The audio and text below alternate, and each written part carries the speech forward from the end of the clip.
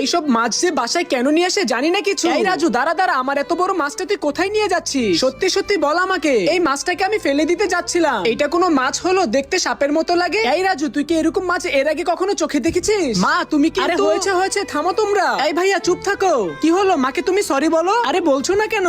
আচ্ছা sorry sorry. হ্যাঁ এইবার ঠিক আছে। বন্ধুরা, তুমি যদি আপেল খেয়ে থাকো ভিডিওতে লাইক করে দাও, চকলেট খেয়ে থাকলে চ্যানেলটিকে সাবস্ক্রাইব করে দাও, আর তুমি কোন ক্লাসে পড়ো সেটা কমেন্টে লিখে দাও। আজকে এই বিশাল সামুদ্রিক মাছটাকে মজা করে রান্না করব। তাই সবার আগে মাছটাকে ভালো করে কাটতে হবে। সামান্য রসুন তেলে একটু ভেজে নিতে হবে, তারপরে আদাগুলোও ভেজে নিতে হবে। এরপরে এই সামুদ্রিক মাছটাকে তেলে কিছুক্ষণ ভেজে নিতে হবে। এরপরে মাছের উপরে বিভিন্ন ধরনের মশলা ঢেলে দিতে হবে। তারপরে কিছুক্ষণ আগুনে এই মাছটাকে রান্না করলে রেসিপিটা একদম তৈরি হয়ে যাবে। কইরে তোরা, চালো চলো এইদিকে আয়, রান্না করা শেষ। দেখ খেয়ে কেমন হয়েছে। আরে মা, তুমি আগে খেয়ে দেখো কেমন